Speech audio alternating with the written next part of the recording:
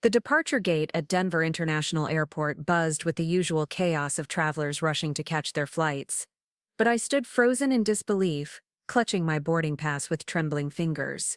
The text message on my phone screen seemed to mock me with its cruel simplicity. Something came up. Can't make the trip. You're on your own. Bradley. Before we jump back in, tell us where you're tuning from, and if this story touches you, make sure you're subscribed, because tomorrow I've saved something extra special for you. 45 minutes before our scheduled departure to Paris for what was supposed to be our 10th wedding anniversary celebration, my husband had just abandoned me at one of the busiest airports in the country. The romantic getaway we'd planned for months, the reservations at Bristol, the anniversary dinner overlooking the Eiffel Tower, all of it crumbling to dust with a single text message that didn't even have the decency to include an apology. I stared at those words until they blurred together, passengers flowing around me like water around a stone. This was supposed to be our reconciliation trip, our chance to rebuild what had been slowly deteriorating over the past 2 years. Instead, Bradley Harper, the man who once promised to stand by me through everything, had left me stranded like discarded luggage. But what Bradley didn't know, what he couldn't possibly have imagined as he sent that cowardly message, was that his wife wasn't the helpless woman he thought he'd married. What he had forgotten, in his arrogance and calculation, was exactly who Natalie Harper really was beneath the surface. And by the time this day was over, his shock at discovering the truth would be absolutely perfect. The humiliation hit me in waves as I stood there in Terminal B, watching other couples check in together for romantic destinations, while I clutched a ticket to Paris with an empty seat beside mine. The gate agent's sympathetic smile when I explained my husband wouldn't be traveling only deepened the mortification. 24 hours earlier, I had been excitedly packing our matching luggage, carefully selecting outfits for candlelit dinners and walks along the Seine. Now I was the object of pity, the abandoned wife whose husband couldn't even be bothered to show up for their anniversary. The rational part of my mind knew I should simply turn around, go home, and deal with whatever crisis Bradley claimed had prevented him from traveling. After all, emergencies did happen, and perhaps I was overreacting to what might be a legitimate work situation, but something deeper, something that had been quietly growing in the shadows of our marriage for months, whispered that this abandonment was neither accidental nor unavoidable. I had been noticing the signs for weeks now, though I'd been too afraid to confront them directly. The hushed phone calls that ended abruptly when I entered the room, the new attention to his appearance, expensive cologne, and designer suits that seemed excessive for client meetings, the way his eyes would dart away when I asked about his day, offering vague responses about property deals and investor meetings that never quite added up when I tried to piece them together. Most telling of all was the gradual distance that had crept into our physical relationship. Bradley had always been affectionate, prone to spontaneous kisses and lingering touches that made me feel cherished. But over the past several months, those gestures had become mechanical, obligatory, as if he was going through the motions of being a loving husband, while his mind and heart were elsewhere entirely. Standing in that airport terminal, surrounded by the evidence of other people's happy departures, I felt the crushing weight of realization settle over me. This wasn't about a work emergency or an unexpected crisis. This was about a man who no longer wanted to be married to me but lacked the courage to say so directly. Instead, he had chosen this particularly cruel method of communication, abandoning me on what should have been one of our most romantic trips together. The practical implications began to dawn on me as I considered my options. I could board the plane alone, spend a week wandering Paris by myself like some tragic figure from a melodramatic novel. I could return home and confront Bradley, demanding explanations that he probably wouldn't provide anyway. Or I could cancel the entire trip, forfeit the thousands of dollars we'd spent on reservations, and retreat to lick my wounds in private. None of these choices felt right, but more than that, none of them felt like me. Somewhere in the process of being Bradley's wife, of molding myself into the shape he seemed to want, I had forgotten who Natalie Harper was before she became half of a couple. I had forgotten that I came from a family that didn't retreat when challenged, that didn't accept defeat gracefully, and that certainly didn't allow themselves to be discarded without consequences. My phone buzzed with another message, and for a moment my heart leaped with the hope that Bradley had reconsidered, that he was rushing through the terminal to find me and explain everything. Instead, I found a text from my sister Claire. "Have the most amazing time in Paris. Can't wait to hear all about the romantic anniversary trip." The irony was almost laughable. Here I was, about to disappoint yet another person who believed in the fantasy of my perfect marriage. Claire had always looked up to Bradley and me as relationship goals, the couple who had managed to build something lasting and beautiful together. What would I tell her when she called for updates about our Parisian adventure? How would I explain that her role model marriage had been exposed as an elaborate fiction? But as I stared at Claire's enthusiastic message, something shifted inside me. Maybe it was pride, maybe it was stubbornness, or maybe it was just the Harper family gene that refused to go down without a fight. Whatever it was, I felt my spine straighten and my jaw set with determination. Bradley might have abandoned me, but I wasn't going to let him destroy me in the process. I walked to the nearest customer service counter and canceled my ticket to Paris, ignoring the agent's concerned questions about whether I was certain I wanted to forfeit the trip. The money was gone, but money could be recovered. My dignity, on the other hand, was something I could still salvage if I played this correctly. The taxi ride home from the airport gave me time to think, to plan, and to remember exactly who I had been before I became Mrs. Bradley Harper. My father, Richard Harper, had built Alpine Elite Aviation from nothing, starting with a single helicopter and growing it into one of Colorado's most successful private aviation companies. I had grown up around aircraft, learning to pilot both helicopters and small planes before I could legally drive a car. When I married Bradley, I had stepped back from the family business, content to let him be the primary breadwinner while I focused on our home and our future family. It had seemed like a reasonable division of labor at the time, especially since Bradley's real estate development company was thriving. But now I wondered if my withdrawal from Alpine Elite had been a mistake, if I had given up too much of myself in the name of marital harmony. The house Bradley and I shared in Cherry Hills Village looked exactly as I had left it that morning. Perfectly maintained and utterly empty. It was a beautiful home, the kind of place that graced the covers of architectural magazines. But walking through its pristine rooms, I felt like a ghost haunting someone else's life. Everything here reflected Bradley's taste, from the minimalist furniture to the abstract art that meant nothing to me. When had I stopped having opinions about our living space? When had I become so accommodating that my own personality had disappeared entirely? I poured myself a glass of wine and settled into the leather chair in Bradley's study, the one room in the house where his personality dominated completely. His mahogany desk was immaculate as always, not a paper out of place or a pen lying at an odd angle. Bradley had always been obsessively organized, a trait I had once found charming but now recognized as controlling. My phone remained ominously silent. No follow-up texts explaining his absence. No phone calls with elaborate apologies.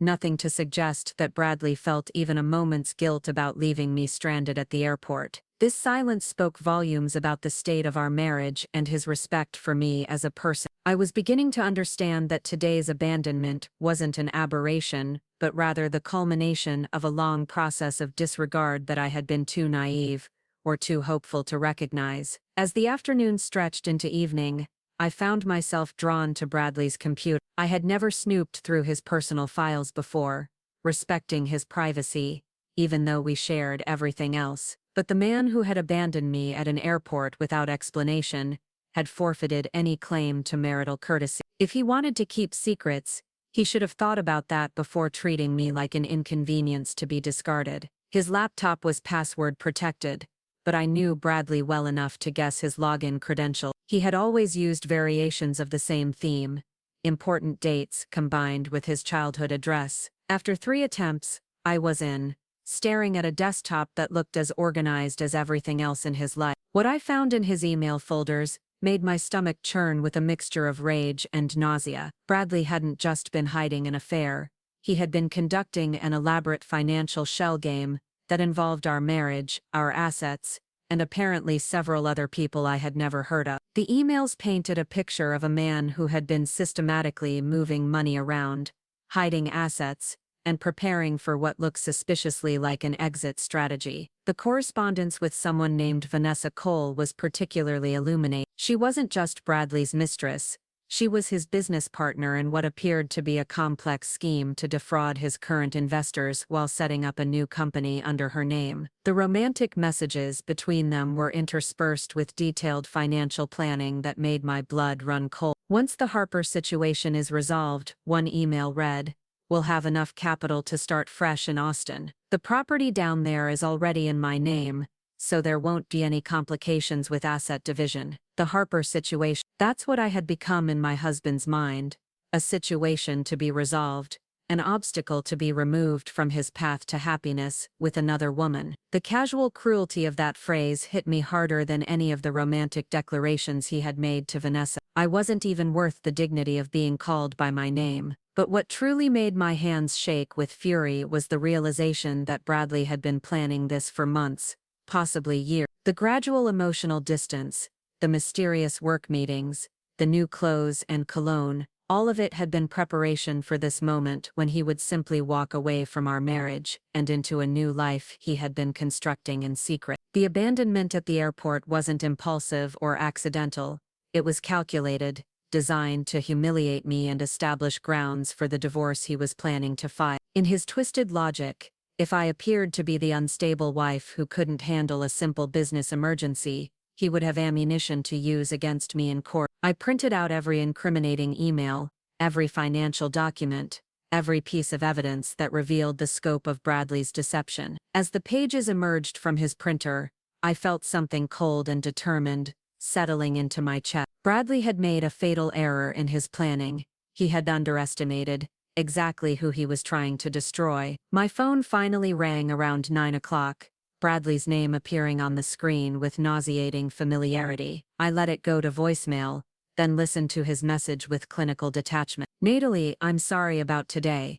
I know you're upset, and we need to talk. I'm staying at the downtown office tonight to finish dealing with this crisis, but I'll be home tomorrow and we'll sort everything out. I hope you'll understand that sometimes business has to come first." Even his apology was a lie, designed to buy him time while he figured out his next move. The downtown office he mentioned was probably Vanessa's apartment, and the crisis he was dealing with was likely how to accelerate his exit strategy now that he had shown his hand so blatantly. I deleted the voicemail without saving it, and turned off my phone. Tomorrow would bring its own challenges, but tonight I had work to do. Bradley thought he was playing chess while I played checkers, but he had forgotten something crucial about the woman he had married. I came from a family of strategic thinkers, people who had built empires from nothing, and defended them against all comers. If Bradley wanted to play games with my life, my marriage, and my future, I was going to teach him exactly what it meant to underestimate a Harper. And by the time I was finished, his shock would be absolutely perfect. The next morning arrived with the kind of crystalline clarity that only comes after a sleepless night of planning. I had spent hours going through every document on Bradley's computer,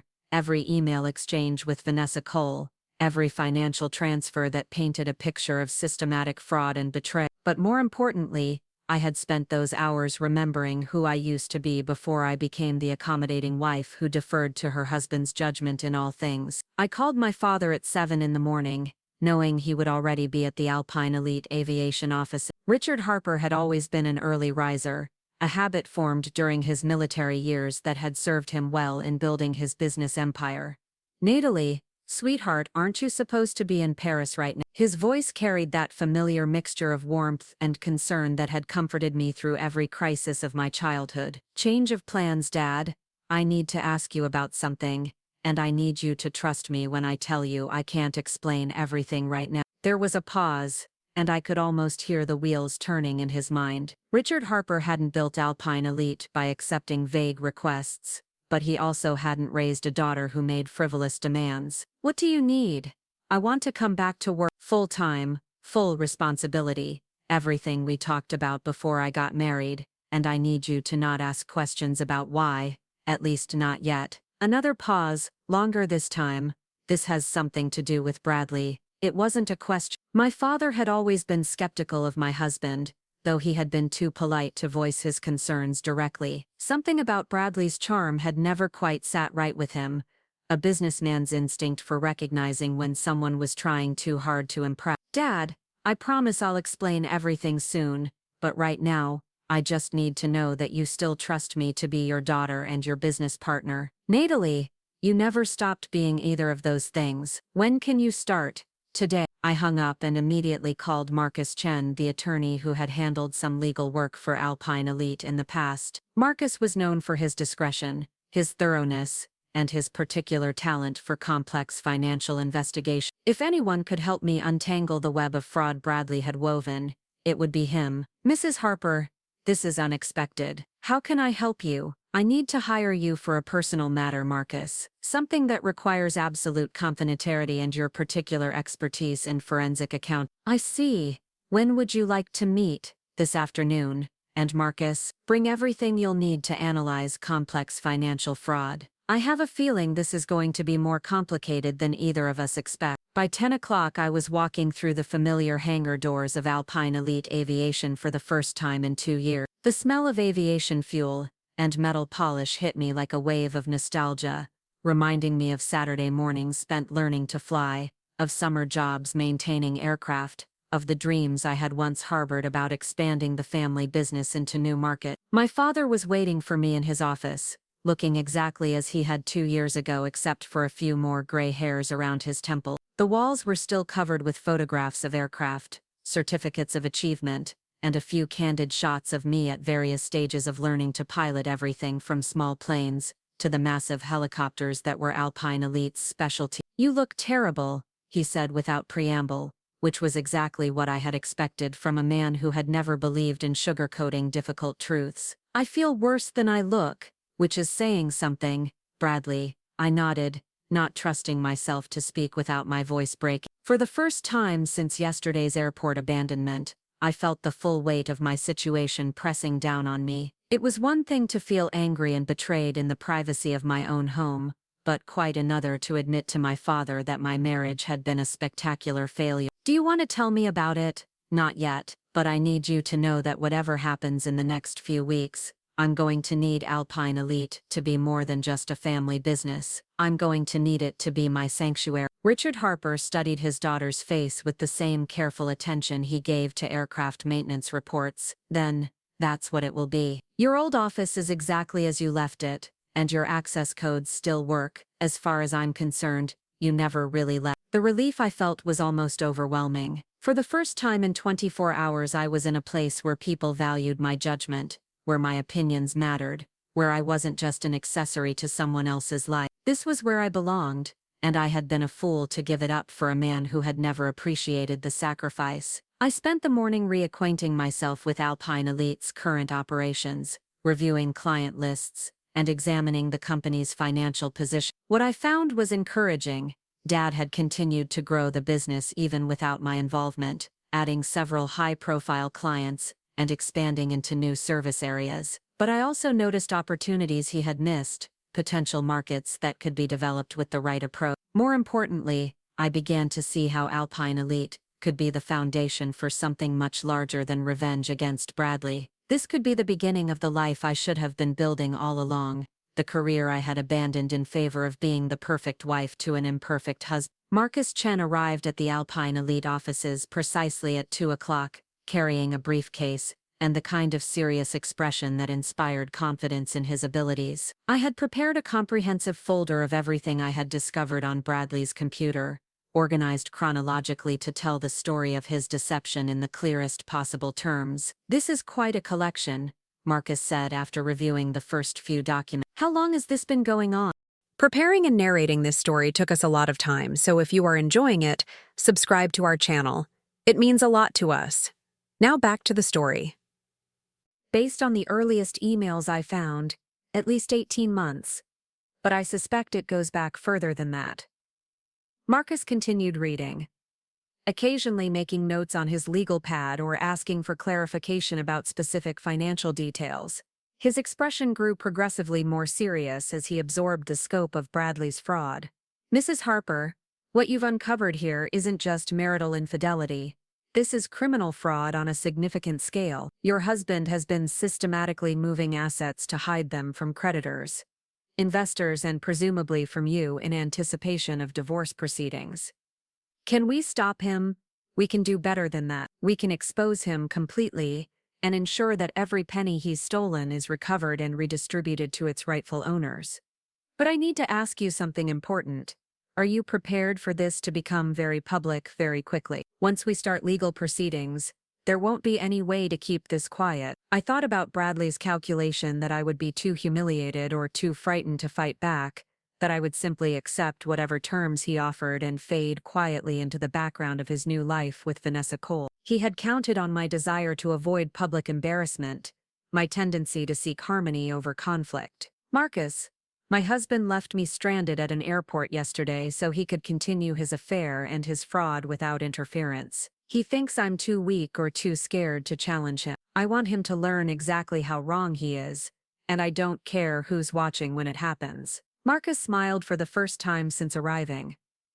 In that case, Mrs. Harper, I think we're going to get along very well. Let me explain exactly what we're going to do to your husband, and why his shock is going to be absolutely perfect. The investigation Marcus launched into Bradley's financial activities moved with the precision of a military operation. Within 72 hours, he had assembled a team of forensic accountants, private investigators, and legal specialists who began dissecting every transaction, every hidden account, and every fraudulent transfer that Bradley had orchestrated over the past 2 years. What they uncovered was staggering in its complexity and breathtaking in its audacity. Bradley hadn't just been having an affair with Vanessa Cole, he had been systematically looting his own real estate development company to fund their elaborate lifestyle while preparing to abandon everything and everyone he left behind. The scope of his deception extended far beyond what I had initially discovered on his computer. Your husband is what we call a sophisticated fraudster, Marcus explained during our third meeting,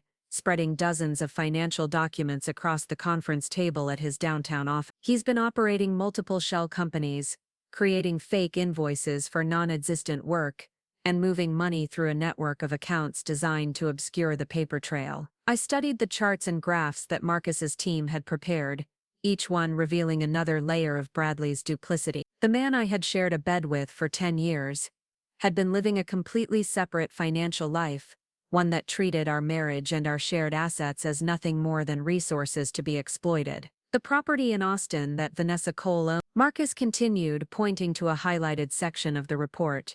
It was purchased with money stolen from Bradley's investors, funneled through 3 different companies to hide the source. The luxury car she drives, the expensive jewelry, even the apartment where they've been conducting their affair, all of it paid for with embezzled funds. But the discovery that made my hands tremble with rage was the revelation that Bradley had been systematically draining our joint accounts to fund his secret life. The money I had assumed was being invested in our future had instead been financing his betrayal. Every romantic dinner he had shared with Vanessa, every weekend getaway they had enjoyed, every gift he had lavished on her had been purchased with what should have been our security. He's stolen over $2 million, Marcus said quietly, watching my face for a reaction. From his investors, from his company's operating accounts, and from your personal savings. But here's what he didn't count on.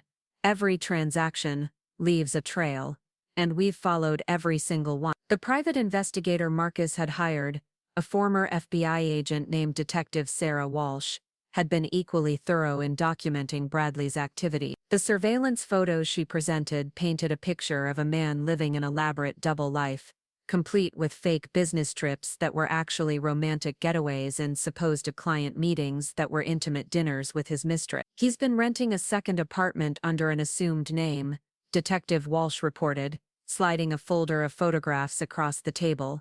High-end place in Lodo, fully furnished, probably costing him $4,000 a month. Vanessa Cole has her own key, and they've been using it as their primary meeting place. The photos showed Bradley and Vanessa entering and leaving the apartment at various times, looking relaxed and comfortable in a way that spoke of long familiarity. In one particularly damning image, Bradley was carrying grocery bags and what appeared to be dry cleaning, the picture of domestic contentment with a woman who wasn't his wife. There's more, Detective Walsh continued. Vanessa Cole isn't just his mistress. She's been actively involved in the financial fraud, setting up accounts, forging documents, and helping to move money. She's not an innocent victim of his manipulation. She's a full partner in everything he's been doing. This revelation somehow hurt more than the evidence of their romantic relationship. I could have forgiven Bradley for falling in love with someone else, could have understood if he had simply grown apart from me and wanted a divorce. But the discovery that they had been actively conspiring to steal from me, to destroy the financial foundation of my life, while pretending to care about our marriage, transformed my hurt into something much colder and more dangerous. Marcus leaned forward, his expression serious. Natalie, we have enough evidence to have both Bradley and Vanessa arrested tomorrow. The financial fraud alone carries serious federal penalties, and when you add in the interstate nature of some of these transactions, we're looking at potential prison time for both of them. But I sensed there was more to his recommendation. But if we move too quickly, we might not recover all of the stolen assets. They've hidden money in accounts across 3 states, and some of it has already been moved offshore. If we tip our hand too early, they could make the remaining funds disappear permanently. I sat back in my chair considering the option. The vengeful part of me wanted to see Bradley arrested immediately, wanted to watch his carefully constructed facade crumble in the most public and humiliating way possible. But the businesswoman in me, the daughter of Richard Harper who had learned to think strategically about long-term outcomes, recognized the wisdom in Marcus's caution. What do you recommend? We wait. We watch. We gather more evidence and identify every account, every asset, every piece of property they've purchased with stolen money. And then when we're absolutely certain we can recover everything, we strike with overwhelming force. Detective Walsh nodded in agreement. We've installed monitoring software on several of their devices, completely legally through the fraud investigation protocols. We can track their communications, their financial transactions, even their physical movements. They have no idea we're watching them. How long do we wait? 2 weeks. Maybe 3, Marcus replied. Just long enough to map out their entire operation and identify any accomplices we haven't discovered yet. Then, we'll coordinate with federal authorities to ensure that when this goes public, it's absolutely devastating and completely inescapable. The waiting was the hardest part. Bradley returned home 3 days after abandoning me at the airport, carrying flowers and wearing the kind of contrite expression that had once been enough to smooth over his smaller transgression. He found me in the kitchen, calmly preparing dinner as if nothing unusual had happened. Natalie, sweetheart, I'm so sorry about Paris. The Johnson deal fell apart at the last minute, and I had to stay to salvage what I could. I know how disappointed you must be. I continued chopping vegetables, not trusting myself to look at him directly. These things happen, Bradley. Business comes first, right? He seemed surprised by my calm acceptance, perhaps expecting tears or accusations that would give him an excuse to escalate into an argument. You're being very understanding about this. I was worried you'd be furious. I'm a grown woman, Bradley. I can handle disappointment. I finally looked at him, managing what I hoped was a convincing smile. Besides, we can always reschedule Paris. Maybe when your business situation is more stable. The relief on his face was almost comical. He had expected a confrontation, had probably prepared elaborate justifications for his behavior, and instead found a wife who seemed willing to accept his lies without question. In his mind, he had successfully tested my boundaries and discovered that I could be abandoned and dismissed without serious consequences. I'll make it up to you, he promised, moving to embrace me from behind as I worked. Maybe we can do something special this weekend, just the two of us. The touch that had once comforted me now made my skin crawl, but I forced myself to lean into his embrace. That sounds wonderful, whatever you think is best. Over the following days, Bradley's behavior confirmed everything that Marcus and Detective Walsh had discovered. He resumed his pattern of mysterious meetings, unexplained absences, and hushed phone conversations that ended when I entered the room. But now, instead of feeling confused and insecure, I felt the cold satisfaction of watching a condemned man dig his own grave. The monitoring software Detective Walsh had installed revealed the true extent of Bradley's arrogance. He and Vanessa exchanged hundreds of messages, discussing not only their romantic relationship, but also their plans for expanding their fraud operation, and eventually disappearing with the stolen money. The wife bought the whole story about the business emergency one of Bradley's texts read. She's so naive it's almost sad, makes me wonder how I stayed married to her this long. Vanessa's response was equally revealing. Don't feel guilty about it, baby. She was holding you back anyway. Once we get the rest of the money transferred, we can start our real life together. But it was a message from the following week that truly demonstrated how completely they had underestimated me. I think we should move up our timeline. Natalie seems suspicious lately, asking weird questions about money. We should grab what we can and get out before she figures anything out. I showed this message to Marcus during our weekly briefing, watching his eyebrows rise as he read Bradley's words. He thinks you're suspicious because you asked about money. I asked him why our savings account balance seemed lower than I remember. Apparently that qualifies as suspicious behavior in a marriage. Detective Walsh laughed grimly. These two have no idea what suspicious behavior actually looks like. If they did, they'd realize that every electronic communication they've sent in the past 2 weeks has been monitored and recorded. The surveillance had also revealed that Vanessa Cole was far more sophisticated than I had initially realized. She wasn't just Bradley's accomplice, she was the primary architect of their money laundering operation. Her background included a degree in finance and previous employment at several investment firms, experience she had used to develop the complex network of shell companies and offshore accounts that had hidden their theft. She's been planning this for years, Marcus explained, showing me documents Detective Walsh had obtained from Vanessa's previous employers. There are indications that she's done this before, targeting wealthy married men and systematically draining their assets before disappearing. This revelation added a new dimension to my understanding of Bradley's betrayal. He hadn't just decided to have an affair, he had been systematically targeted and manipulated by a professional con artist who specialized in exactly this kind of operation. While this didn't excuse his choices, it did explain how he had been drawn into such an elaborate fraud scheme. The question is, Detective Walsh said, how many other victims are there? We found evidence suggesting that Vanessa has used variations of this scheme at least 3 times in the past 5 years, always targeting men with significant assets and access to investment funds. Other men like Brad, successful businessmen with access to large amounts of money and wives who trust them enough not to ask too many questions, Marcus confirmed. She has a very specific type, and unfortunately, your husband fit the profile perfectly. As we entered the 3rd week of surveillance, Bradley's behavior became increasingly erratic. The pressure of maintaining his double life while accelerating his theft operation was clearly affecting him. He began drinking more heavily, staying out later, and showing signs of the stress that came with orchestrating a complex criminal enterprise. He's making mistakes, Detective Walsh reported during our final planning meeting. Sloppy transfers, careless communications, obvious lies about his whereabouts. He's either panicking or getting overconfident, and either way it's time to move. Marcus had coordinated with federal authorities to ensure that when we struck, it would be swift, comprehensive and absolutely devastating. We have enough evidence to charge both Bradley and Vanessa with wire fraud, money laundering, tax evasion, and conspiracy. The federal prosecutors are ready to move as soon as we give them the signal. What about the money? We've identified accounts containing almost $3 million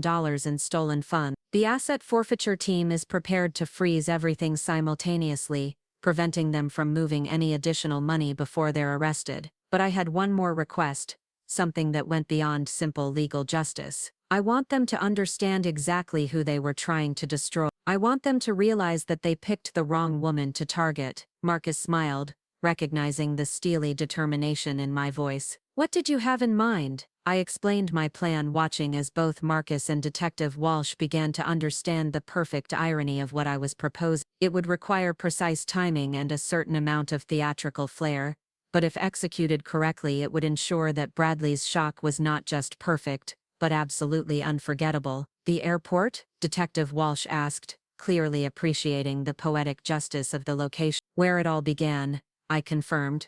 Where he thought he had successfully discarded me. It seems appropriate that it should be where he discovers exactly what he actually threw away. The final piece of the puzzle fell into place when our surveillance revealed that Bradley and Vanessa were planning to leave for Austin in 3 days, taking a commercial flight that would allow them to disappear into their new life with the stolen money. They had no idea that federal agents would be waiting for them at the gate, or that every asset they had purchased with embezzled funds had already been identified and tagged for recovery. They think they've won, Marcus observed, reviewing the final surveillance report. They believe they've successfully destroyed your marriage, stolen millions of dollars, and arranged the perfect escape. They have no idea what's about to hit them, Detective Walsh added, her expression grim with professional satisfaction. I spent that final evening at home with Bradley, watching him pack for what he believed would be his escape to freedom. He moved around our bedroom with barely contained excitement, carefully selecting clothes for his new life, while maintaining the pretense of a routine business trip. Austin again? I asked, keeping my voice casually interested as he folded expensive shirts into his suitcase. Big development opportunity down there, could be gone for a week or two while we finalized the detail. Every word was a lie, and we both knew it, but the charade had to continue for just a little longer. I'll miss you, I said, meaning it in a way he couldn't possibly understand. I would miss the man I had thought he was, the husband I had believed I had married, but I wouldn't miss the fraud he had revealed himself to be. I'll call you when I get settled, he promised, kissing my forehead with the casual affection of a man who believed he had successfully deceived his wife one final time. As I listened to him shower and prepare for bed, I felt a profound sense of closure settling over me. Tomorrow would bring justice, vindication, and the complete destruction of Bradley's carefully laid plan. But tonight was simply the end of a marriage that had been dead for months, killed by lies and greed, and the casual cruelty of a man who had never deserved the trust I had given him. The woman who would wake up tomorrow morning would be different from the one going to sleep tonight. She would be stronger, wiser, and completely free from the illusions that had bound her to a man who had never valued what he had. And when Bradley Harper realized exactly what he had lost, his shock would be absolutely perfect. The morning of reckoning dawned crisp and clear, the kind of Colorado day that made the mountains look close enough to touch. I stood at my bedroom window, watching Bradley load his suitcase into his BMW with the eager movements of a man who believed he was about to claim his freedom. He had no idea that federal agents were already positioned throughout Denver International Airport, waiting for him and Vanessa to attempt their escape. I had barely slept, not from anxiety but from the electric anticipation of watching a perfectly orchestrated plan unfold. Every detail had been arranged with military precision, every contingency accounted for, every possible escape route blocked. Marcus and Detective Walsh had outdone themselves in preparing what they called the most comprehensive financial fraud takedown they had ever coordinated. Bradley kissed me goodbye with the kind of perfunctory affection that had become his standard farewell, his mind already focused on the new life he believed awaited him in Austin. I'll call you tonight, he lied smoothly, his hand already reaching for his car key. Have a safe flight, I replied, meaning it in ways he couldn't possibly comprehend. His flight would indeed be safe, but his destination would be considerably different from what he had planned. After his BMW disappeared down our tree-lined street, I allowed myself a moment of profound stillness. The house felt different already, as if Bradley's departure had lifted some invisible weight from the air. This was no longer the home of a deceived wife. It was the temporary residence of a woman preparing to reclaim her life completely. My phone buzzed with a message from Detective Walsh. Subjects are en route to airport. All teams in position. The show begins in 2 hours. I dressed carefully for what would likely be the most important performance of my life. Not the black of mourning or the red of anger, but the navy blue of Alpine Elite Aviation, the company colors that represented strength, reliability, and the Harper family legacy. If I was going to reveal exactly who Natalie Harper really was, I would do it wearing the uniform of my true identity. The drive to Alpine Elite's private hangar gave me time to review the final elements of our plan. Everything depended on precise timing and the kind of theatrical coordination that would make Bradley's humiliation not just complete, but witnessed by exactly the right people. The federal agents would handle the legal aspects of his downfall, but I had arranged for something far more personally satisfying. My father was waiting in the hangar office, his expression a mixture of pride and barely contained anger. Over the past 3 weeks, as I had gradually revealed the extent of Bradley's betrayal, Richard Harper had displayed the kind of cold fury that had made him a formidable business opponent for 30 years. "Everything ready?" he asked, though he could see the answer in my confident posture. "More than ready. Bradley is about to learn what it means to underestimate a Harper." The helicopter we had chosen for today's operation was Alpine Elite's crown jewel, a customized Sikorsky S-76 that typically served our most exclusive clients. With its leather interior, advanced avionics, and distinctive Alpine Elite livery, It represented everything that Bradley had never understood about my family or my capabilities. He had seen me as simply his wife, never recognizing the businesswoman, pilot and strategic thinker he had married. Marcus arrived at the hangar with the final legal documents and a satisfied expression that suggested everything was proceeding according to plan. Federal agents are in position at both terminals, he reported. Bradley and Vanessa are currently going through security, completely unaware that their every move is being monitored. And the media? I asked, though I already knew the answer. 3 news crews are standing by, alerted by anonymous tips about a major financial fraud arrest happening at DIA today. They'll be in perfect position to capture everything as it unfolds. Detective Walsh joined us via secure radio, her voice crackling with professional excitement. Subjects have cleared security and are heading toward their gate. Vanessa Cole is carrying what appears to be a laptop bag, containing additional financial documents. They're still communicating normally, showing no signs of awareness. I climbed into the pilot's seat of the seeker ski, running through my pre-flight checklist with the automatic precision of someone who had been flying since childhood. The familiar rhythm of switches, gauges, and system checks grounded me in the reality of who I was beneath the role of betrayed wife. This was where I belonged, in control of powerful machinery, commanding respect through competence rather than begging for it through accommodation. Tower.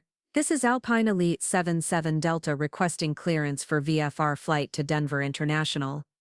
I spoke into the radio, my voice carrying the crisp professionalism that had once impressed even my skeptical flight instructors. Alpine Elite 77 Delta, cleared for departure. Winds light and variable, visibility unlimited, fly safe out there. The seeker ski lifted off with the smooth power that never failed to remind me why I had fallen in love with aviation. From 500 feet above Denver, the city spread out like a detailed map. Every street and building clearly visible in the mountain air. But my destination wasn't the scenic route, it was justice served with the kind of precision that only careful planning could deliver. Detective Walsh's voice crackled through my headset as I approached the airport's controlled airspace. Subjects are now at gate B47, approximately 30 minutes before their scheduled departure. Federal agents are positioned throughout the terminal, ready to move on your signal. Copy that. Alpine Elite 77 Delta requesting clearance to land at DIA Private Aviation Terminal. Cleared to land Pad 3. Be advised there's increased law enforcement activity in the main terminals today. Acknowledged, Tower. Thank you. The irony wasn't lost on me that Bradley's downfall would happen at the same airport where he had abandoned me just 3 weeks earlier. The taxi stand where I had stood in shock and humiliation was visible from my approach path, a reminder of how far I had traveled in such a short time. The woman who had been left stranded there no longer existed. In her place was someone who understood her own worth and was prepared to defend it. I set the seeker ski down on the designated pad with the kind of textbook precision that made ground crews stop and take notice. The aircraft's distinctive Alpine Elite colors and sleek profile drew immediate attention from airport personnel and the few passengers who happened to be watching from nearby windows. Everything about the helicopter spoke of success, competence, and the kind of wealth that commanded respect. Marcus was waiting in the private aviation terminal, his expression barely containing his excitement. They're boarding now, he reported. Or rather, they think they're boarding.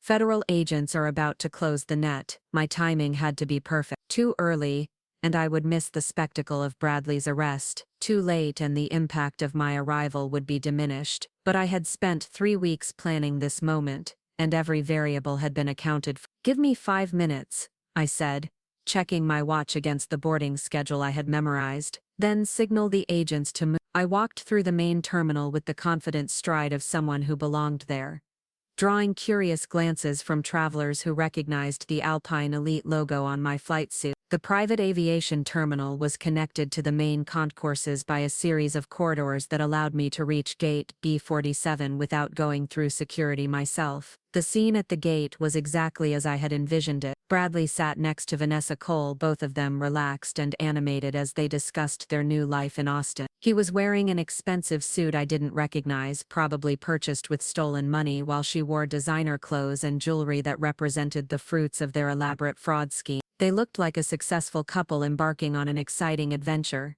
completely unaware that federal agents were positioned at every exit, and that their carefully planned escape was about to become a very public nightmare. Bradley's face showed none of the stress or guilt I might have expected.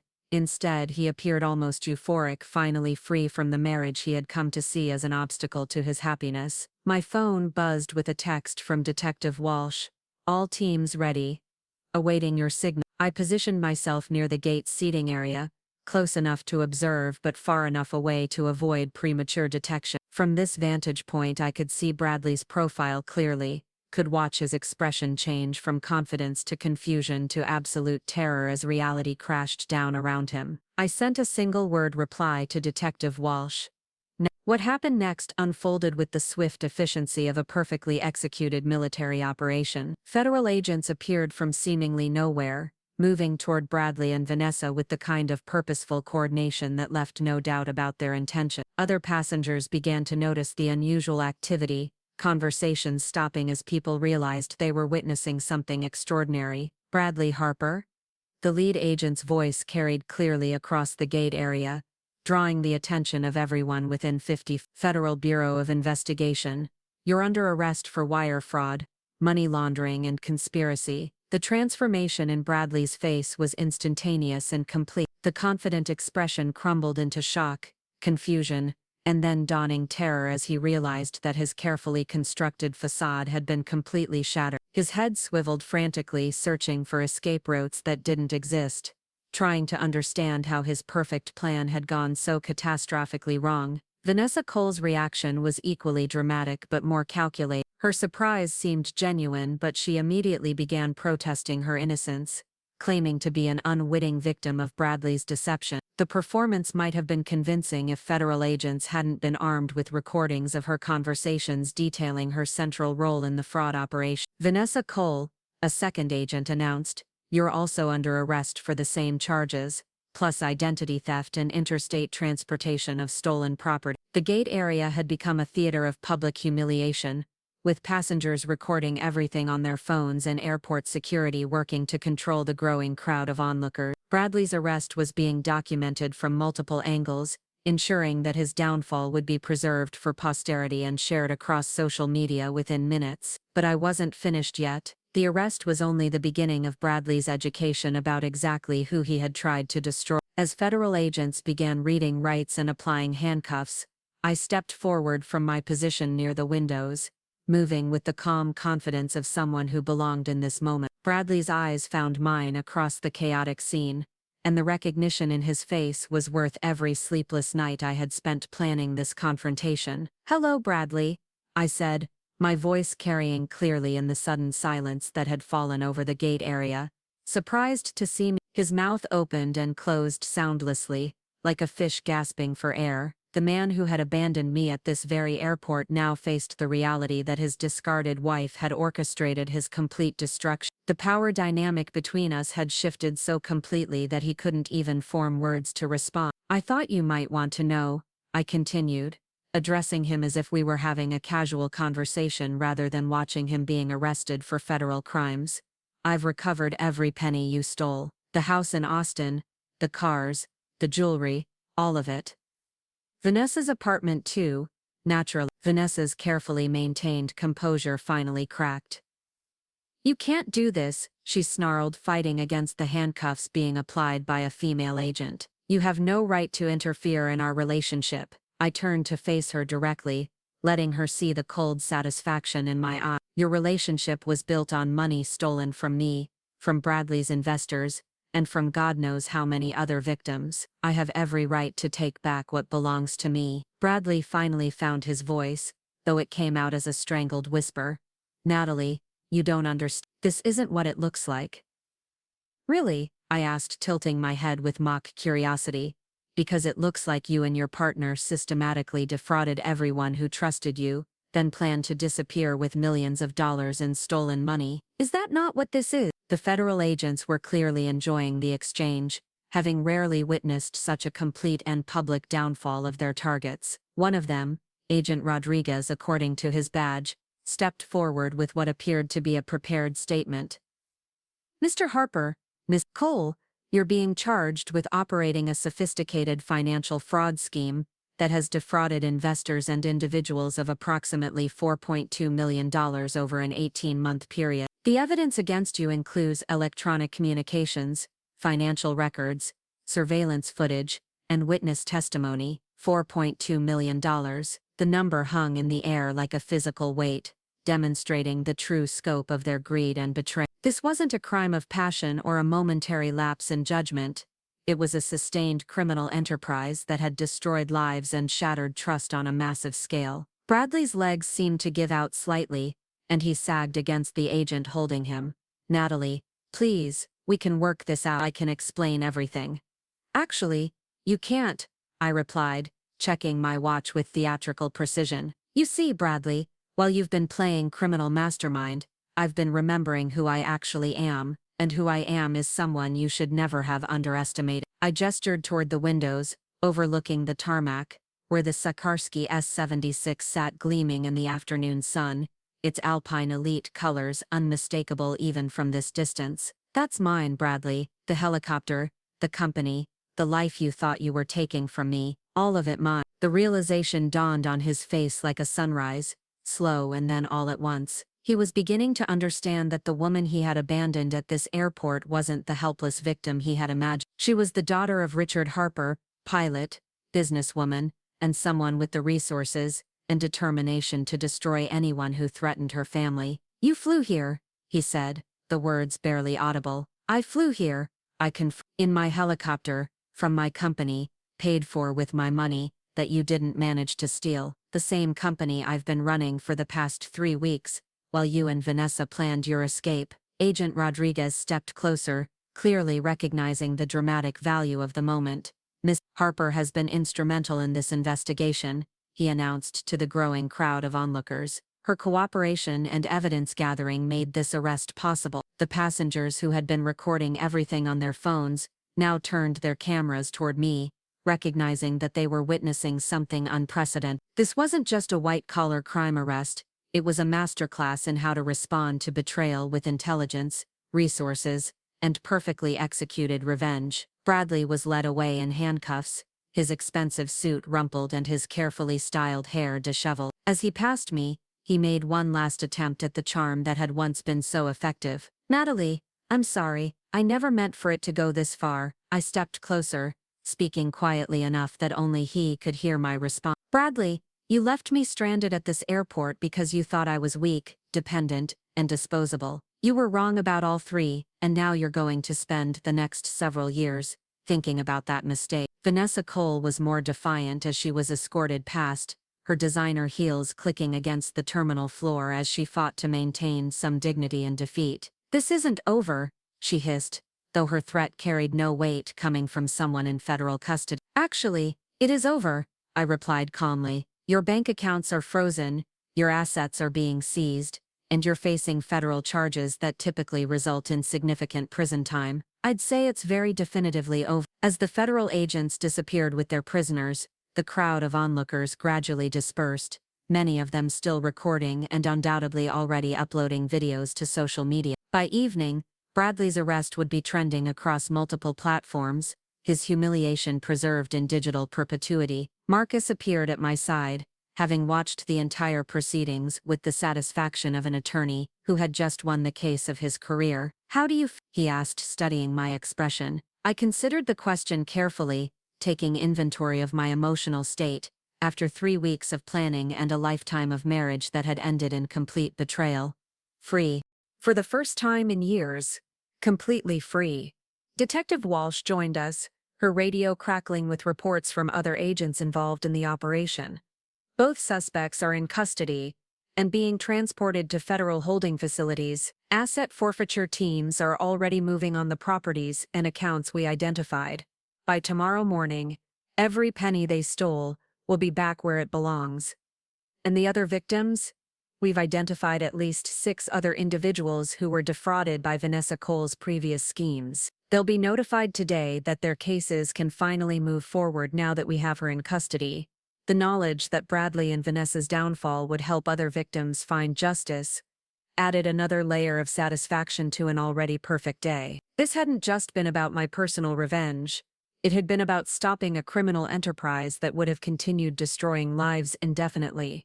As we walked back toward the private aviation terminal, I caught sight of my reflection in the large windows overlooking the tarmac. The woman looking back at me was someone I hadn't seen in years. Confident, purposeful, uncompromising in her standards and expectations. This was who I had been before I started accommodating Bradley's needs at the expense of my own identity. The Sikorsky waited on its pad like a metallic promise of everything that lay ahead. Tomorrow I would return to Alpine Elite Aviation, not as Richard Harper's daughter seeking refuge, but as a full partner ready to expand the business into new markets and opportunities. The insurance settlement from Bradley's fraudulent activities would provide capital for growth. But more importantly, I now had the motivation to build something lasting and meaningful. My phone buzzed with notifications as news of Bradley's arrest began spreading through our social circle. Friends who had envied our supposedly perfect marriage were now expressing shock and offering support, though I suspected many of them were simply grateful for the dramatic entertainment my situation provided. One message stood out from the others, sent by Claire, my sister who had so admired my relationship with Bradley. Just saw the news. Are you okay? Do you need anything?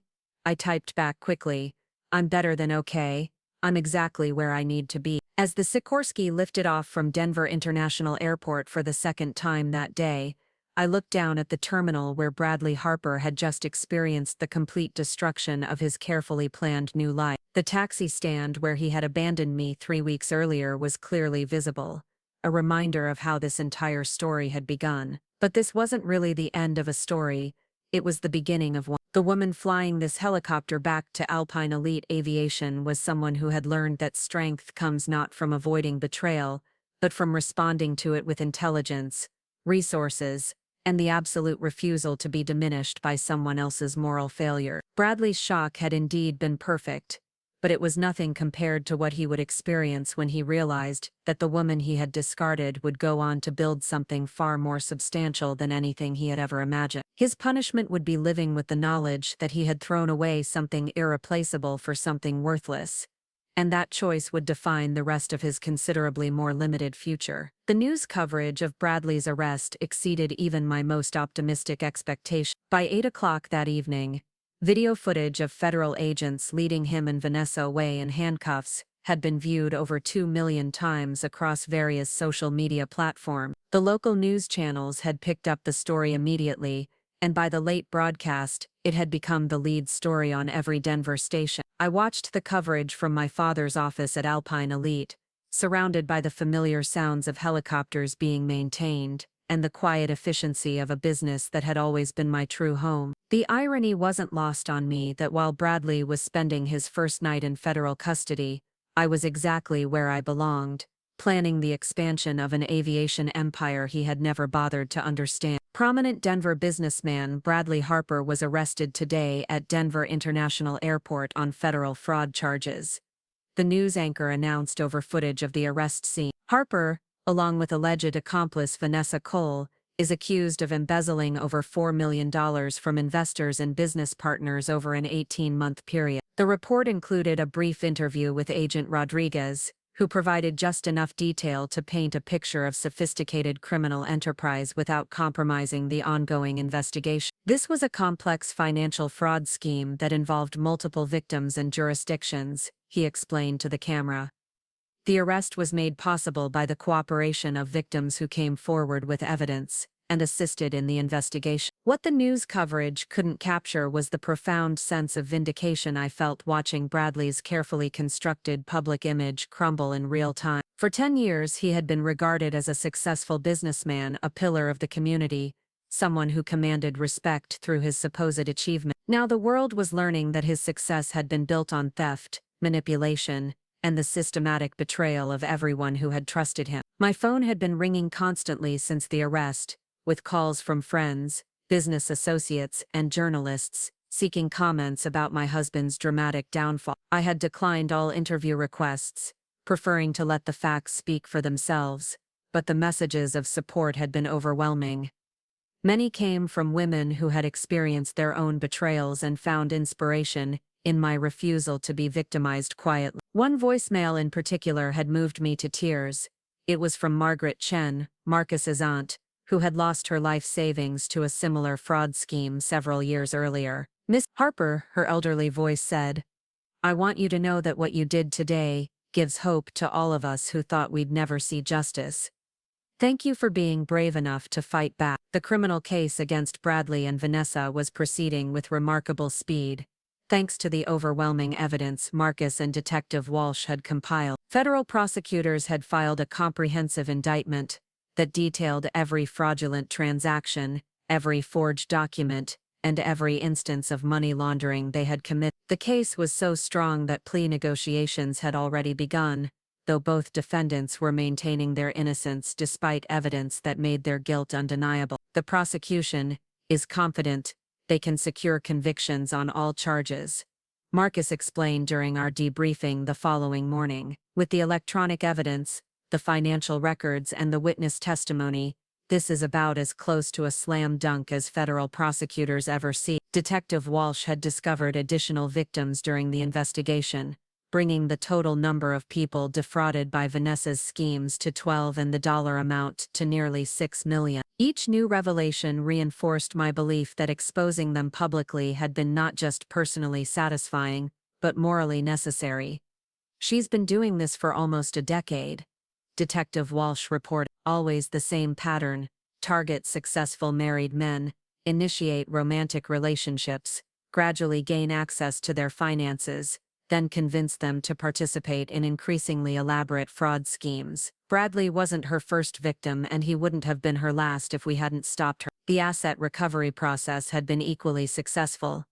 Federal agents had identified and frozen accounts in 7 states and 3 countries, recovering approximately 90% of the stolen funds within the first week after the arrest. The house in Austin, the luxury cars, the expensive jewelry, and even Vanessa's designer wardrobe had been seized and would be sold to compensate victims. But perhaps the most satisfying development was the complete collapse of Bradley's professional reputation. His real estate development company had immediately terminated his partnership, and several major clients had canceled ongoing projects rather than be associated with the scandal. The licensing board was reviewing his real estate credentials, and it seemed likely that his career in the industry was permanently finished. "He's lost everything," Marcus observed with the clinical satisfaction of an attorney who had seen justice served comprehensively. "His freedom, his money, his reputation, his career prospects. When he gets out of prison, he'll be starting over with nothing but the knowledge that he destroyed his own life through greed and stupidity." The psychological impact on Bradley became apparent during his first court appearance, where he looked like a man who had aged a decade in a week. Gone was the confident swagger that had once defined his public persona, replaced by the hollow-eyed stare of someone who finally understood the magnitude of his mistake. When the federal prosecutor read the charges against him, detailing each count of fraud and the potential sentences he faced, his composure cracked completely. "Your Honor," his public defender said, clearly overwhelmed by the evidence against his client, "my client is prepared to discuss a plea agreement that would allow him to accept responsibility for his actions and cooperate with ongoing investigation." The judge's response was swift and unforgiving.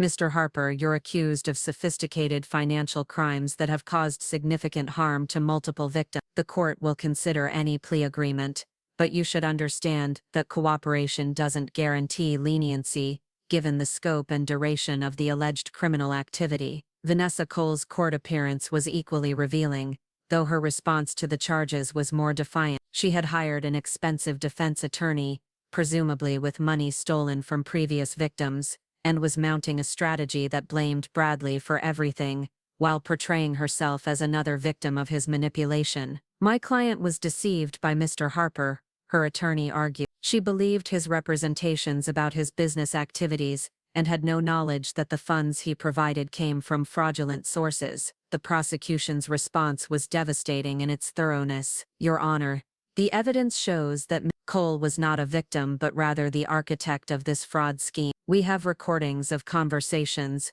where she explicitly discusses money laundering techniques, forged documents in her handwriting, and financial records showing she received direct payments from multiple fraud victims over several years." Watching both of them face the consequences of their actions provided a closure I hadn't expected to feel. For months, I had lived with the knowledge that my marriage was failing without understanding why. Now I knew that the distance I had sensed wasn't about my inadequacies as a wife, but about Bradley's transformation into someone fundamentally dishonest and manipulative. The divorce proceedings moved forward simultaneously with the criminal case, though Bradley's legal troubles made the property division remarkably straightforward. Since most of his assets had been purchased with stolen money, they were subject to federal forfeiture, leaving very little to divide. The house we had shared would be sold to help compensate his victims, and I would receive what little legitimate property remained after restitution was paid. More importantly,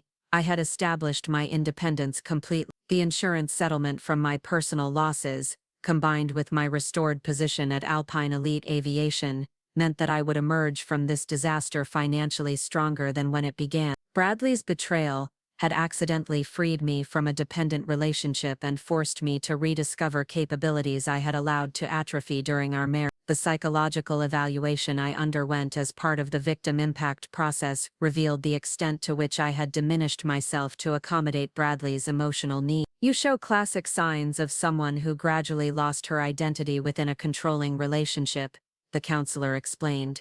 The trauma of his betrayal actually served to reconnect you with your authentic self. This insight explained why I felt more energized and confident than I had in years, despite experiencing what should have been one of the most devastating periods of my life. Bradley's abandonment had accidentally restored me to myself, forcing me to remember who Natalie Harper was, when she wasn't trying to be the perfect wife to an imperfect husband. The media attention continued for several weeks, with my story becoming a symbol of how to respond to betrayal with intelligence and determination rather than passive victimhood. Women's magazines wrote articles about my helicopter revenge, and I received speaking invitations from organizations focused on empowering women who had experienced financial fraud. One interview request came from a documentary filmmaker who was creating a series about white-collar crime and its impact on families.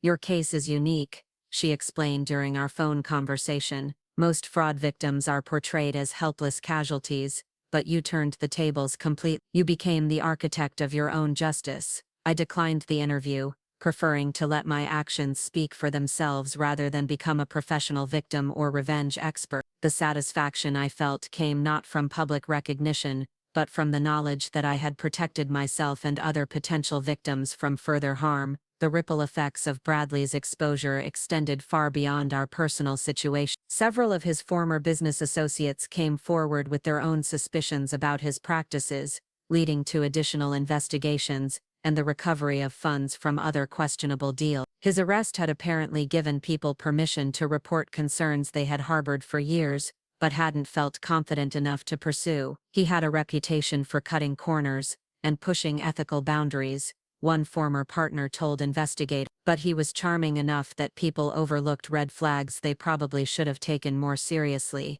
This pattern of overlooked warnings resonated with my own experience. There had been signs of Bradley's dishonesty throughout our marriage, moments when his explanations didn't quite add up or when his behavior seemed inconsistent with his stated values. But I had chosen to trust rather than investigate, to give him the benefit of the doubt rather than demand transparency. The lesson wasn't that I should have been more suspicious of my husband, but rather that I should have maintained my independence and critical thinking skills instead of deferring to his judgment in areas where I was perfectly capable of making my own decisions. The woman who had built a successful aviation career hadn't suddenly become incompetent when she got married. She had simply chosen to trust someone who didn't deserve that trust. Alpine Elite Aviation became my sanctuary during the long process of legal proceedings and media attention. Working with aircraft and managing complex logistics reminded me daily of my competence and value beyond my role as Bradley's wife. The company's clients, many of whom had known me since childhood, treated me with the respect and professional courtesy that had been missing from my personal life. "It's good to have you back where you belong," one longtime client told me as I prepared his helicopter for a business trip to Aspen. "Your father always said you were the best pilot he'd ever trained, and that includes himself." The technical challenges of aviation, the precision required for safe flight operations, and the responsibility of managing multi-million-dollar aircraft provided a stark contrast to the emotional chaos of my dissolving marriage. Here, competence was measured objectively through results, not through my ability to accommodate someone else's emotional needs or overlook their moral failure. My father had been remarkably restrained in his response to Bradley's arrest, limiting his comments to a simple statement that he was proud of my courage in exposing criminal activity, but I could see the satisfaction in his eyes when he read news reports about federal agents seizing assets, or when prosecutors announced additional charges. He had never quite trusted Bradley, and recent events had vindicated his instincts completely. "You know," he said one evening as we reviewed Alpine Elite's expansion plans, "this experience might be the best thing that ever happened to you professionally. You're sharper now, more focused, less willing to accept mediocrity or dishonesty in any form." He was right. The woman who had tolerated Bradley's gradual emotional withdrawal and suspicious behavior would never have accepted the kind of sloppy work or ethical shortcuts that some business partners tried to introduce. My standards had been elevated by betrayal, my expectations clarified by disappointment. The divorce was finalized on a Tuesday morning in November, exactly 6 months after Bradley's arrest. The proceedings were brief and businesslike, with no possibility of reconciliation and no contested issues to resolve. Bradley appeared via video link from federal prison, where he was serving his sentence while appealing his conviction. He looked older than his 42 years, wearing the orange jumpsuit that had replaced his designer suits, and sporting the kind of institutional pallor that came from months without sunlight. When the judge asked if he had any final statements, he looked directly into the camera and spoke words I had never expected to hear. "I want to apologize to my wife," he said, his voice barely audible through the video connection. "Natalie, I destroyed everything good in my life, because I thought I deserved more than what we had together. I was wrong about everything, and I'm sorry." The apology might have meant something if it had come before his arrest, before the revelation of his criminal activities, before the public humiliation that had exposed him as a fraud, but delivered from prison as a final gesture before our marriage was legally dissolved,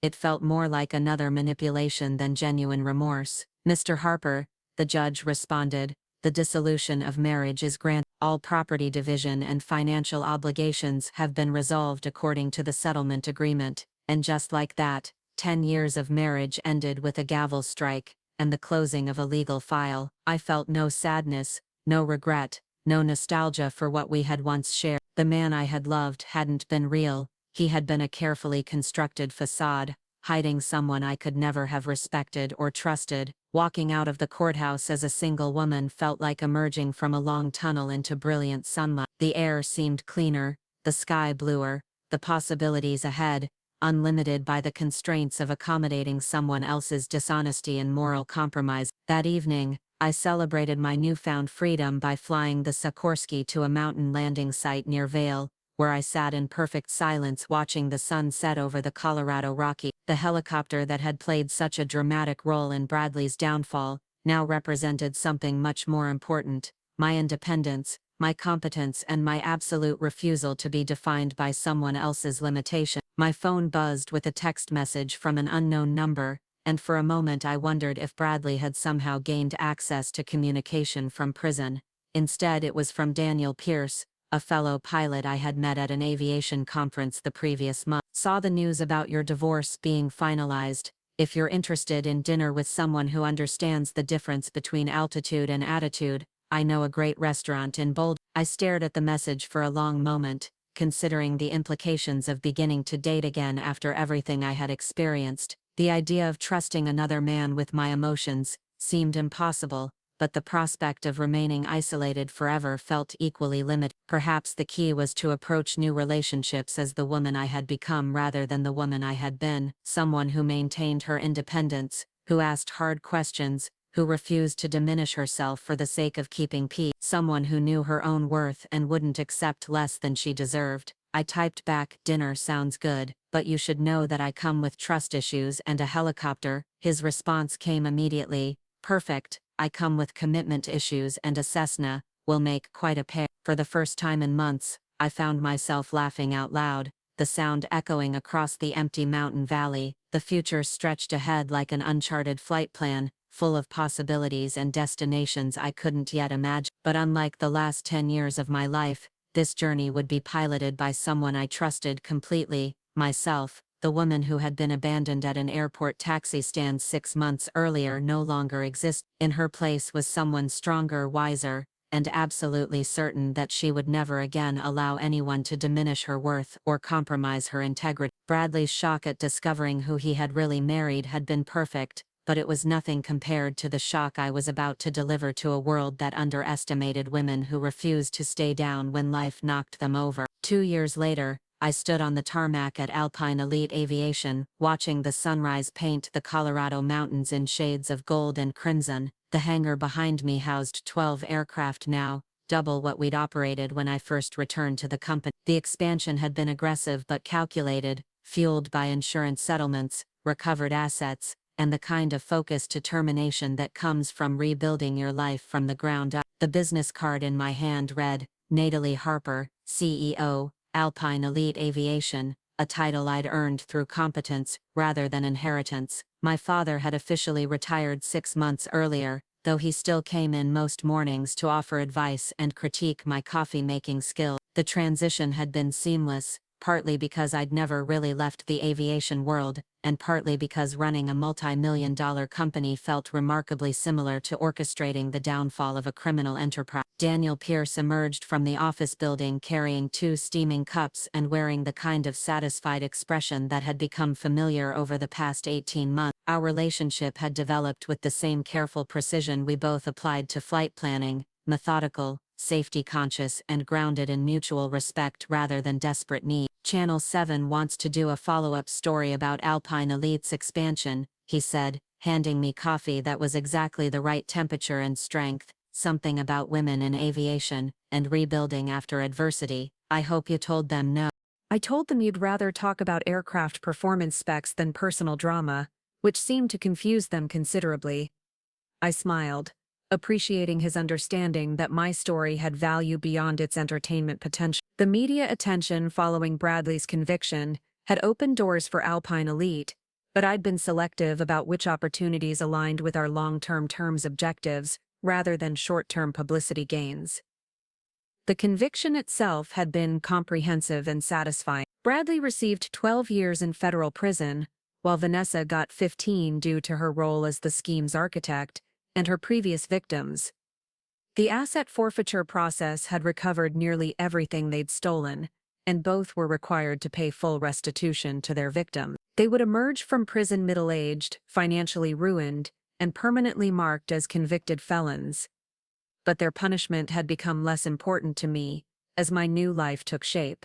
Revenge was a dish best served cold, but success was a meal that improved with every bite. Building something meaningful felt infinitely more satisfying than tearing down something rotten, even when the demolition had been both necessary and thoroughly enjoyable. My phone buzzed with a message from Marcus Chen, who had become not just my attorney but a trusted business advisor and friend.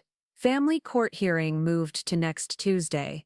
Margaret's adoption should be finalized by Christmas. The adoption of 12-year-old Margaret Walsh, Detective Sarah Walsh's niece, had been an unexpected development in my carefully reconstructed life. When Sarah's sister died in a car accident 8 months earlier, leaving Margaret without immediate family, the girl's intelligence, resilience, and determination reminded me powerfully of my own younger self. The decision to become her guardian had felt natural, though it represented a responsibility I'd never imagined taking on alone. Nervous about Tuesday? Daniel asked, reading my expression as I processed Marcus's message. Terrified, I admit. Flying helicopters in bad weather is easier than raising a 12-year-old who's lost everything familiar in her life. She's lucky to have you, and you're lucky to have her. He was right, though it had taken months for Margaret and me to reach that understanding. The girl who had arrived at my house grieving, angry, and suspicious of adults had gradually transformed into someone who challenged my assumptions, questioned my decisions, and occasionally surprised me with insights that were disturbingly mature for someone her age. Margaret had inherited her aunt's investigative instincts and her mother's artistic talents, creating detailed drawings of aircraft designs that demonstrated both technical understanding and creative vision. She'd announced her intention to become an aerospace engineer, then immediately began researching the educational requirements and asking pointed questions about Alpine Elite's growth plans. Will the company need someone who understands both the business side and the engineering side? She'd asked during dinner the previous week, her tone suggesting she was conducting a job interview rather than making conversation. Probably, I'd replied, recognizing her strategic thinking. But that person would need to understand that this industry demands both technical excellence and absolute integrity. Like you did with Uncle Bradley? The directness of her question had startled. Margaret had never known Bradley personally, but she'd absorbed enough details about his betrayal and downfall to understand the fundamental lesson it represented. Integrity wasn't just about being honest, it was about maintaining your principles even when compromise seemed easier or more profitable. Exactly like that, I'd confirmed, meeting her serious gaze across the dinner table. Sometimes doing the right thing costs more than you want to pay, but doing the wrong thing always costs more than you can afford. Now, watching the sunrise illuminate the aircraft that represented everything I'd built from the wreckage of my marriage, I understood that Margaret's arrival in my life hadn't been a complication but a completion. The woman who had emerged from Bradley's betrayal was someone capable of protecting and nurturing another person who needed guidance, support, and the kind of unconditional acceptance that transcended blood relationship. Daniel checked his watch and gestured toward the Cessna citation that would take him to a business meeting in Phoenix. I should get moving. Dinner tonight?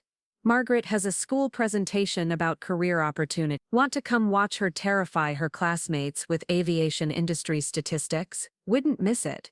She's probably better prepared than most corporate executives I know. After he left, I walked through the hangar, conducting the kind of informal inspection that had become my morning routine. The aircraft gleamed under the fluorescent lights, each one representing millions of dollars in sophisticated technology and decades of engineering advancement. But more than that, they represented freedom, independence, and the power to travel anywhere in the world under my own control. The newest addition to our fleet was a Bell 49 helicopter configured for emergency medical transport, a contract that had required significant capital investment, but positioned Alpine Elite as Colorado's premier helicopter emergency services provider. The decision to expand into medical transport hadn't been purely financial.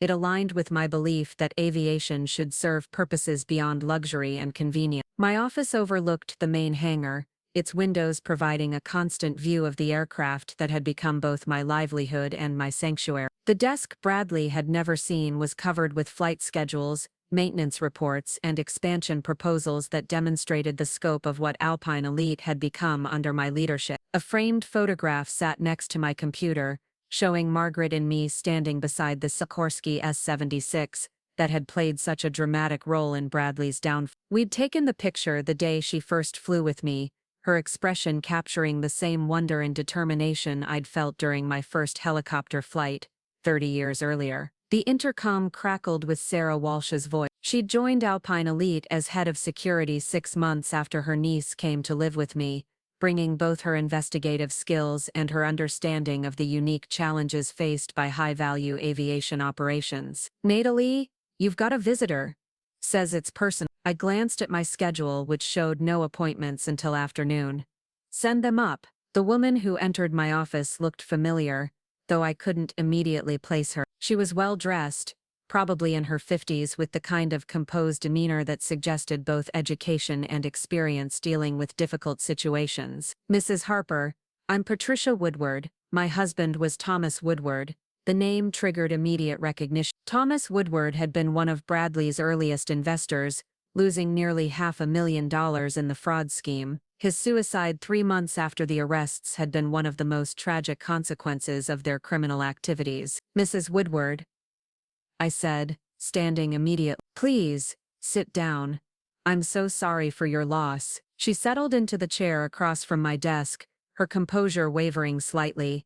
I wanted to thank you personally for what you did. Thomas never got to see justice served, but knowing that Bradley Harper is in prison has given me some peace. The gratitude in her voice was almost overwhelming. Mrs. Woodward, I wish I could have acted sooner. If I'd understood what Bradley was doing earlier, You can't blame yourself for his choices, she interrupted firmly. But you can take credit for stopping him before he destroyed more families. The detective who worked your case told me there were at least 6 other potential victims who were saved because you came forward when you did. We talked for nearly an hour, with Patricia sharing memories of her husband and the dreams they'd lost when Bradley's fraud destroyed their retirement savings. Her visit reminded me that the consequences of white-collar crime extended far beyond financial losses, destroying trust, health, and sometimes lives themselves. Thomas would have admired what you've built here, she said as she prepared to leave. He always believed that the best response to betrayal was creating something better than what you lost. After she left, I sat in my office reflecting on the path that had led from Bradley's airport abandonment to this moment. The woman who had been discarded like unwanted luggage had become someone who employed 37 people,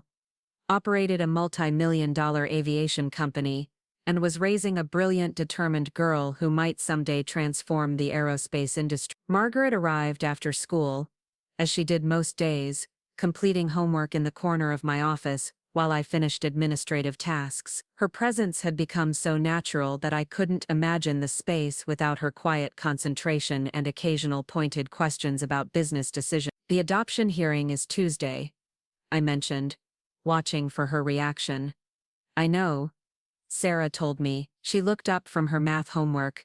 Are you sure you want to be stuck with me permanently? The question was asked lightly, but I heard the underlying anxiety that still surfaced sometimes. Margaret had lost so much in her young life that permanent commitments probably seemed too good to be true. Margaret, I've made a lot of important decisions in my life. Becoming your guardian is the best one I've ever made. Better than exposing Uncle Bradley. Much better. That was about justice. This is about family. She smiled with the kind of genuine happiness that transformed her serious face completely. Good, because I have plans for this company that require long-term commitment. Such scanded international operations, development of new emergency services protocols, and eventual integration of electric aircraft technology. But first, you need to improve your marketing strategy and diversify the client base beyond luxury transport. I stared at her, simultaneously proud and slightly intimidated by the scope of her thinking. Anything else? Better coffee in the break room. The pilots complain about it constantly. I'll make a note. That evening, we attended Margaret's school presentation about career opportunities in aviation. She spoke with the confidence of someone who had spent months absorbing industry knowledge and the passion of someone who had found her calling early. Watching her field questions from classmates and teachers, I recognized the same determination that had driven me to expose Bradley's crimes and rebuild my life. Daniel joined us for dinner afterward, listening to Margaret's detailed analysis of her presentation and her classmates' reaction. The three of us had developed a comfortable dynamic that felt like family without forcing traditional roles or expectations. Did you tell them about the helicopter revenge? Daniel asked, knowing the story had become legendary among Margaret's friends. I told them that aviation provides opportunities to solve problems creatively. Margaret replied diplomatically, the revenge part was just good tactical planning. Remind me never to cross you, Daniel said with mock seriousness. I learned from the best, Margaret replied, glancing at me with the kind of respect that meant more than any professional recognition I'd ever received. Later that night, after Margaret had gone to bed, and Daniel had returned to his own house, I stood on my back deck looking up at the stars that had guided pilots for generations. The future stretched ahead with the kind of uncertainty that had once terrified me but now felt full of possibility. The woman who had been abandoned at Denver International Airport no longer existed, replaced by someone stronger, wiser, and absolutely certain of her own worth. Bradley's betrayal had accidentally given me the greatest gift possible.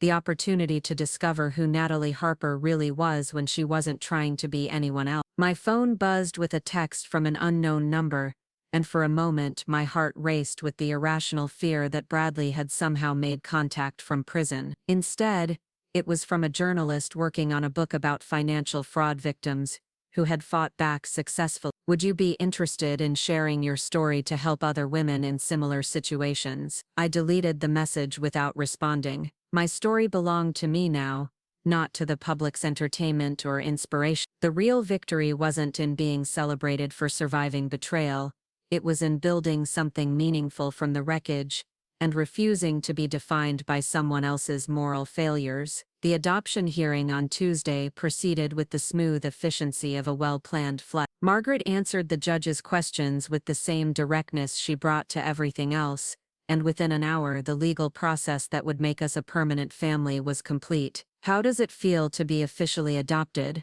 I asked as we left the courthouse. "Like coming home," Margaret replied simply. Finally, walking to the parking garage, I caught sight of our reflection in a storefront window.